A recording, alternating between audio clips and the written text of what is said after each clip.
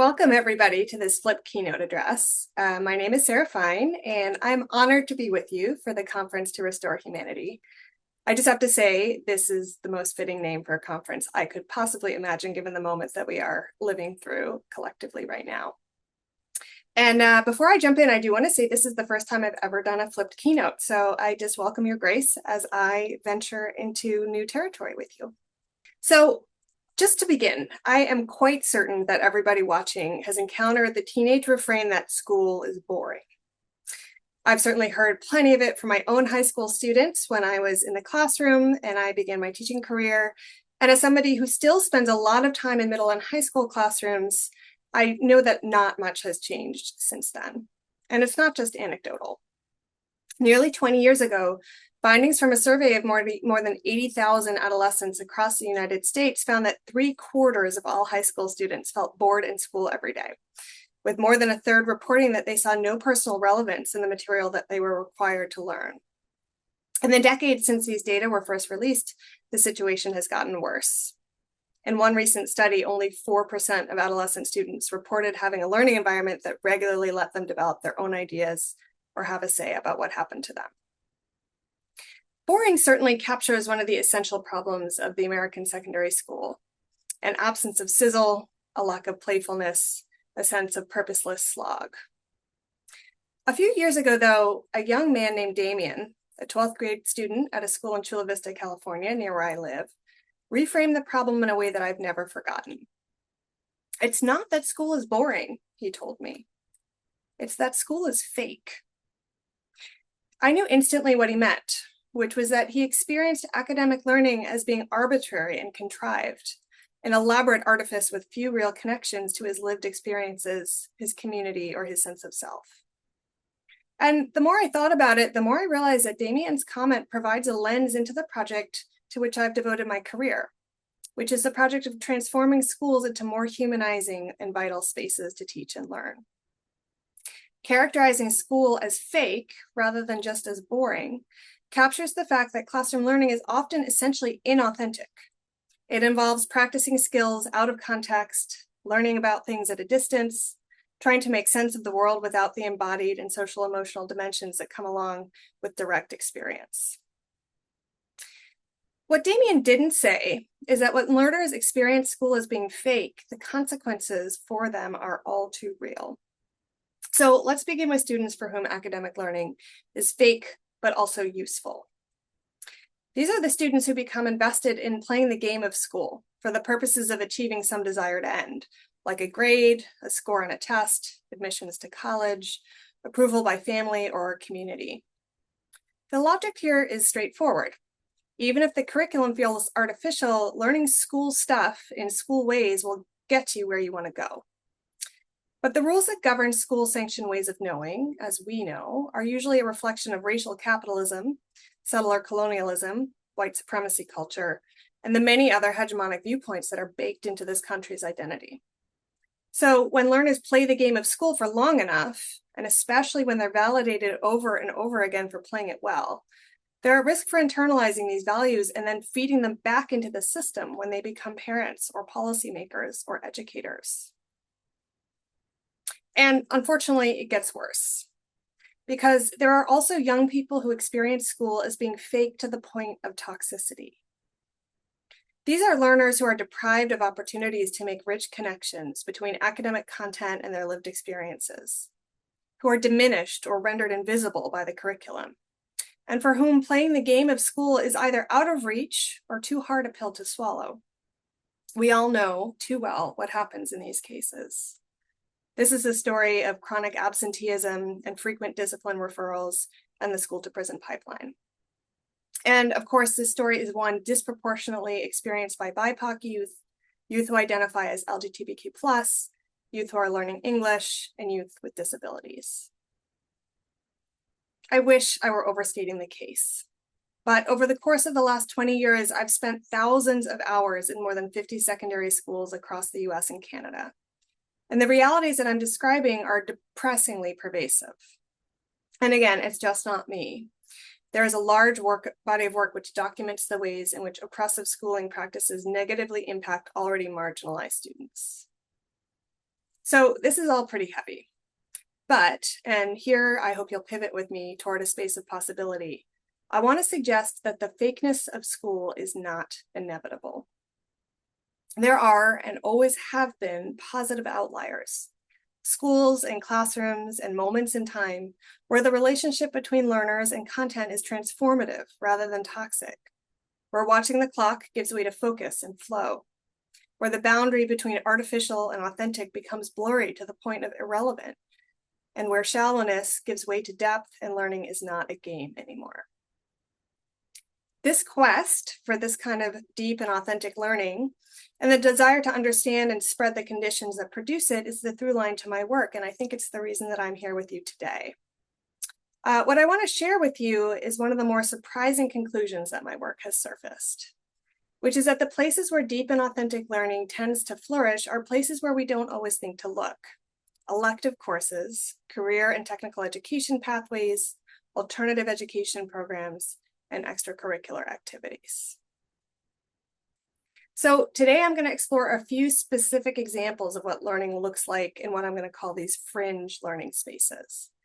And as I do, I invite you to ask yourself the question I'm going to return to at the end of this talk and that I'd love to talk more about during the Q&A, which is, what if, instead of viewing these spaces as an educational afterthought, we treated them as a blueprint for what schools and educational systems could become? I want to start with an example drawn from my decade-long collaboration with Gel Meta, which produced our 2019 book, In Search of Deeper Learning, The Quest to Remake the American High School. And I guess I should note here, in case you couldn't already tell, that most of my work has been focused on teenagers and their experiences in school. Many of the ideas I'm going to explore, however, have parallels in elementary education. So I invite any of you who work with the littles to ask about those connections during the live Q&A session that we'll have together. So as Jal and I began our work together back in 2010, we were steered by two shared convictions. First, we believe that under the right conditions, schools can be places of powerful learning and development. And second, we believe that the No Child Left Behind era had pulled schools away from those goals. And so in our work, we asked, what does it mean? And what does it look like? And what might it require for all high school students to experience powerful learning regularly? In addition to that, we wanted to know about the policies, the school models, the leadership stances, and the pedagogical approaches that offered a promising path forward. So over the course of 6 years, we visited 30 different high schools around the country, deliberately seeking to capture a range of promising approaches to teaching and learning. In total, we spent more than 750 hours observing classrooms, and we interviewed more than 300 students, teachers, leaders, and parents. The book that we eventually wrote from this work was over 400 pages. So I guess I should tell some of you to read it if you're intrigued. But for the purposes of this talk, I'm going to focus on just one of our many findings, going back to what I referred to before, which is that the conditions for deep learning are often more fully present in peripheral or fringe school spaces, such as elective courses and extracurricular activities, than in core academic classes. And to explore this idea right now, I want to double click on a single afternoon that we spent at a school that I'm going to call Achievement High, which is a pseudonym in case you didn't figure that out. So to set the scene, Achievement High serves around 2,000 predominantly white and Asian students in an upper middle class suburban district in the Northeast United States. Despite a major renovation to add innovative spaces such as a state-of-the-art science lab to its campus, Achievement High remains heavily reliant on traditional structures, such as the 7-period schedule, bells, lockers, etc., or what Tyack and Cuban dubbed the grammar of schooling. The culture of the school's academic courses revolved around heavy tracking, racking up AP courses and exams scores, and securing admission into selective colleges. As one teacher at Achievement High put it to us, the most commonly heard word in the hallways was, "What'd you get?" So on the afternoon I want to describe right now, we were shadowing a 12th grade student that I'm going to call Emily. Emily was a middle-class white student whose perceived academic ability had landed her in the college prep track at Achievement High. The last period of Emily's day was a senior English course where students had been reading Hamlet.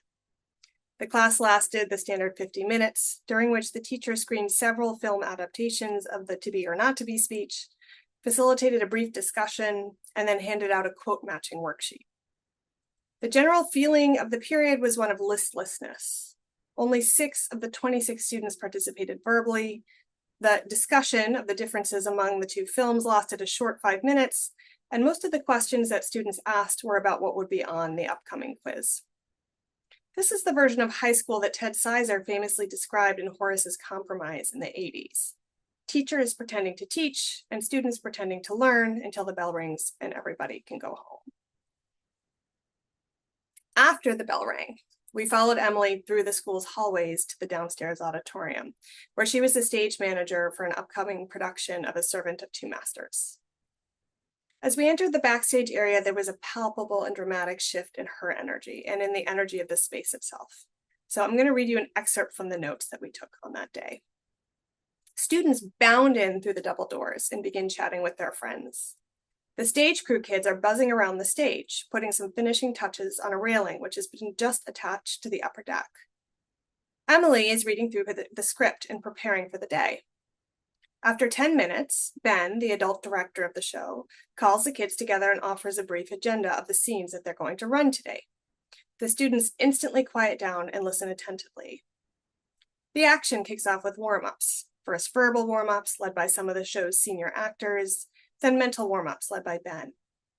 And then for 2 hours, the students rehearse, stopping for feedback from each other as well as from the adults in the space.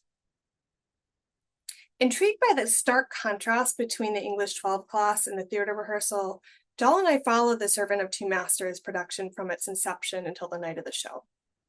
We triangulated what we learned from this deep dive with what we observed in other fringe contexts, such as debate, Model UN, school newspaper, STEP team, and elective courses. It was this process that gradually helped us to see that the periphery, or the fringe, has a completely different and much more promising grammar than that of the academic core. So, what are the key features of this second grammar of schooling?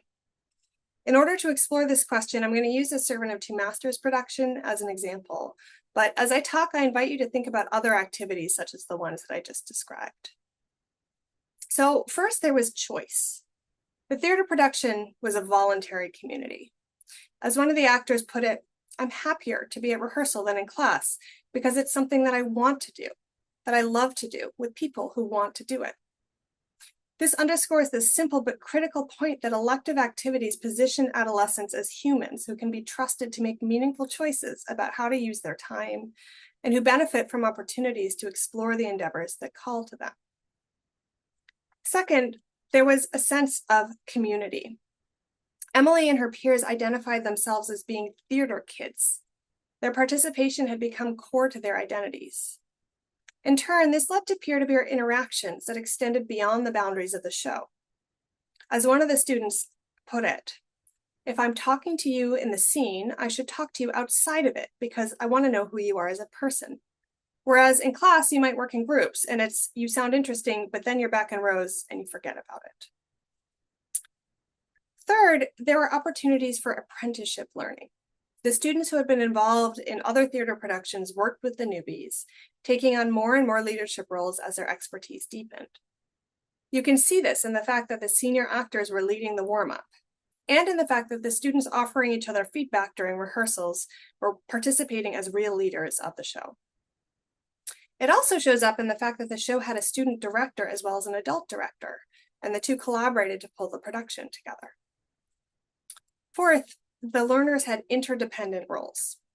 Unlike in core academic classes, students were not all doing the same things at the same time and then being asked to demonstrate their mastery via identical tasks. The students running the lights and the students making the set and the students playing the acted roles all had different responsibilities and different skill sets. But they also had to rely on each other and figure out how to coordinate their work. Here's how Emily put it. If anyone is out or sick, it puts a damper on the whole process. You can function, but it's not going to be the best because every part is crucial and every person is there for a reason. And just by contrast, when we talked to Ben, the show's director, he talked about how in his Spanish class, which is his day job, if a kid was asleep in a corner, it didn't really matter. But in the theater production, it was a powerful impact on the whole quality of the work. So finally, the work had an authentic audience and authentic standards for quality. Working together to make something that had a real audience lent rehearsals a sense of momentum and meaning. Relatedly, the standards of quality for the show came not from some 5x5 rubric, but rather from the impact the actors were able to have on the audience come showtime. Would the audience laugh at the moments that were designed to be funny? Would they catch the double meanings? Would the end seem tragicomic as planned? These questions are connected to the ways of thinking that characterize the domain of professional theater, so the students' work had meaningful ties to the world beyond school. So just stepping back for a minute here, it's easy to imagine a parent or a policymaker commenting that it's nice that Emily and her peers were engaged in something enjoyable after school. In my view, though, and what I want to argue right now, is that it's much more than nice. There is, I believe, something truly radical about creating a learning environment where students experience an alternative to the instrumental and individualistic logic that dominates so much of American society and so many American classrooms. What was happening in the Servant of Two Masters production connects to a set of ancient and powerful traditions. Traditions where everybody has a role to play, where everybody can both teach and learn, and where people depend on each other's varied talents to create something bigger than the sum of the parts. If young people experience these kinds of messages and experiences consistently over the course of their 13 or more years in formal education, just imagine the world that they might be able to create together as adults.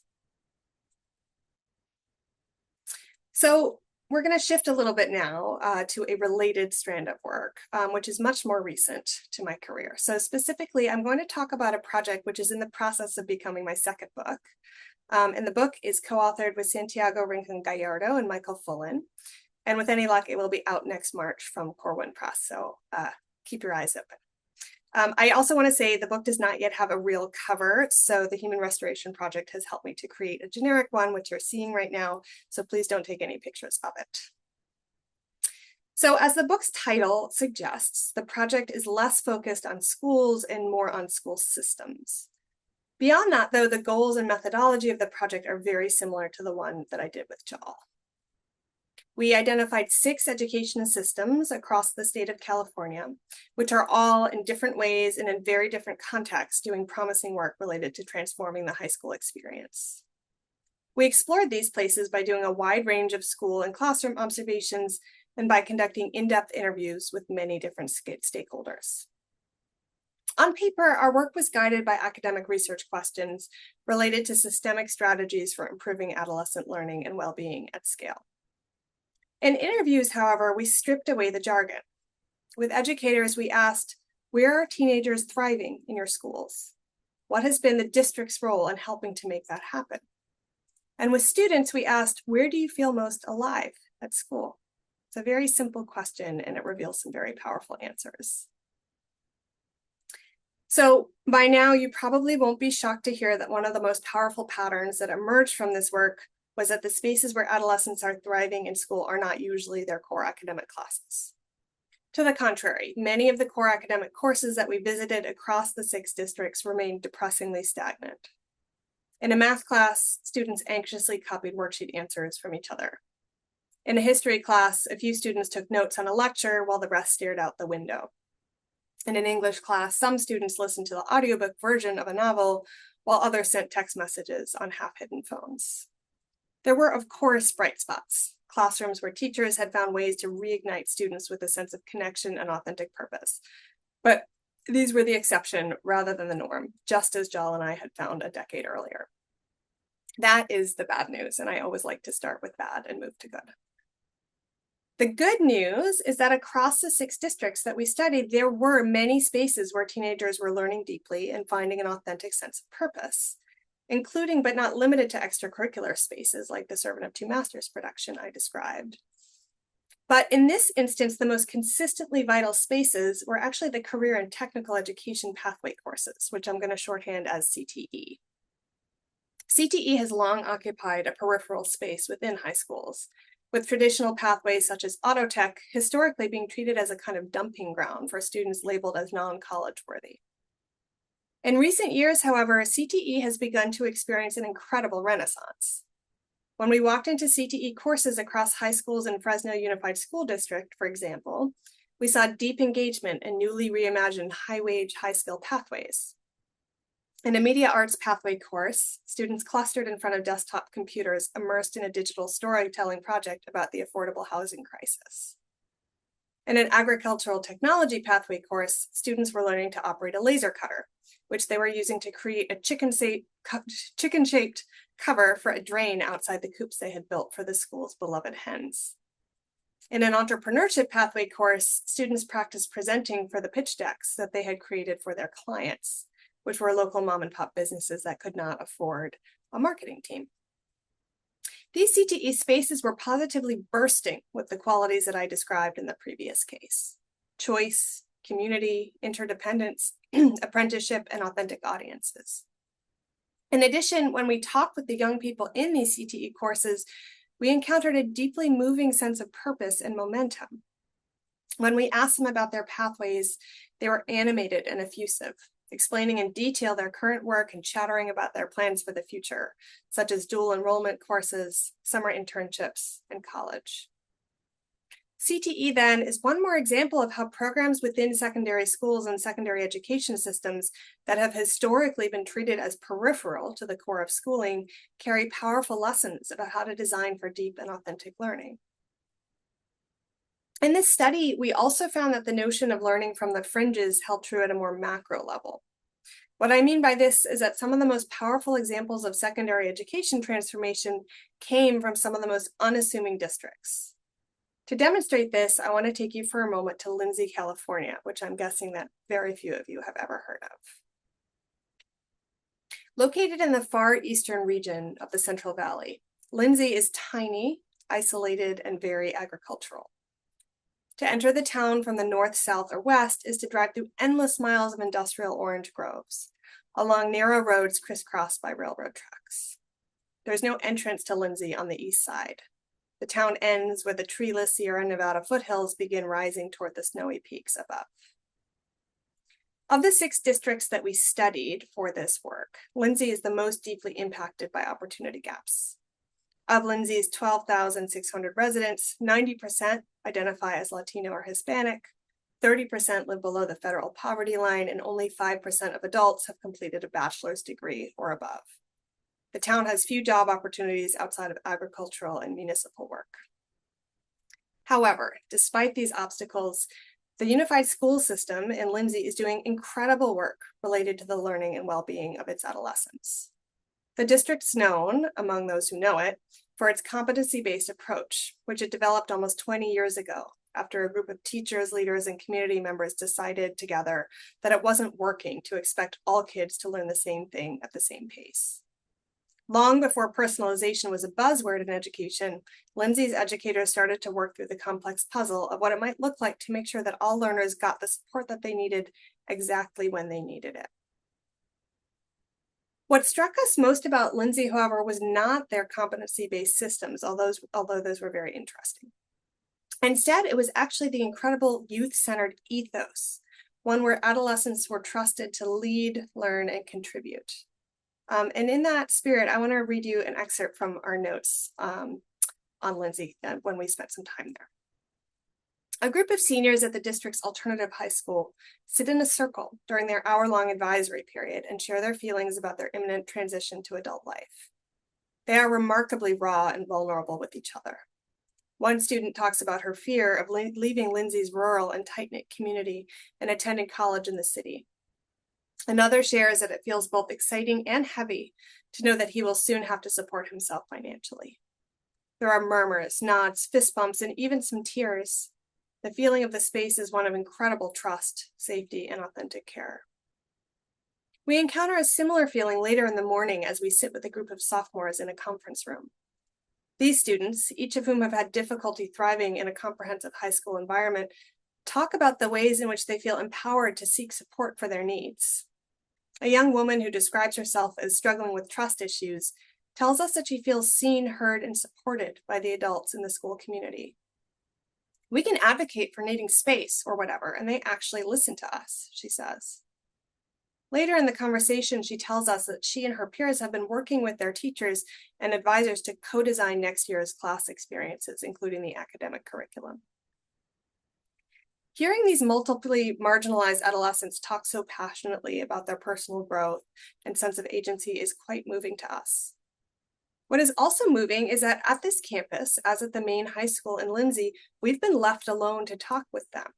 For more than 2 hours during our first day in Lindsay, it's the young people who are the main source of information about the district's vision and values and practices. There's very little adult commentary or curation. In fact, there are very few adults involved at all, and that's the point. The students are trusted to run the show. I try not to play favorites among the many schools and districts that I've spent time in, but I think it's safe to say that I left a little part of my heart in Lindsay. It's a system that barely registers in state conversations about the future of schooling, but I dare say that I think it should. The alternative high school in Lindsay is at the absolute periphery of California's broader secondary education system. It's the fringe of the fringe, if you will. But there's much to be learned from the deeply authentic ways in which Lindsay's young people and adults are collaborating to make consequential decisions about how they will engage together. Stepping back, it's been increasingly clear to me through these projects that it's at the margins of our broader secondary education system where the soil is most fertile when it comes to deep and authentic learning. There's both bad and good news connected to this insight, and as you might guess, I'm going to start with the bad news.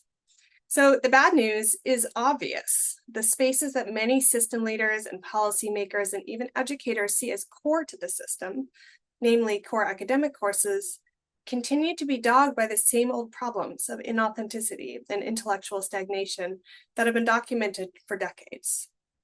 Despite all the carrots and sticks, and despite the millions or maybe billions of dollars invested in standards development and new textbooks and PLC programs, the core has not budged. If the recent NAEP scores are any indication, in fact, things have maybe even gotten worse. The good news, though, is that we don't have to dream up what the alternative might look or feel like. It already exists. And in many cases, it exists just down the hall, or in the CTE building at the back of campus, or perhaps at the alternative high school on the other side of town. And so in closing, I want to return to the question that I posed near the start of this talk. What if, instead of viewing these fringe spaces as an educational afterthought, we treated them as a blueprint for what schools could become? What would it mean to design educational systems so that they centered rather than push to the edges qualities such as choice, apprenticeship, interdependence, and authentic performances for authentic audiences? What if well-being and a sense of authentic shared purpose, co-constructed by young people and educators, served as the starting point for our systems? The DNA of our existing system makes it very difficult to imagine such a reality, and yet it's clear that what we have is not working, and the stakes for our young people couldn't be any higher. That is where I'm going to end today, and I just thank you so much for watching it. I'm really excited to have a conversation with all of you when we have a chance to be together on the 21st. And I invite you to ask me about anything that I've said during this talk, if you're interested. And also, there are some things that I've been working on and published recently that I did not have a chance to talk about. For example, I just published an article about the dangers of real-world learning when this kind of learning is done without sufficient criticality. And I see that strand is very connected to what I just talked about. So please, I invite you to ask me about that as well if you are interested. I really look forward to our conversation, and I appreciate your grace during this flip keynote, and I will see you all very soon. Thanks so much.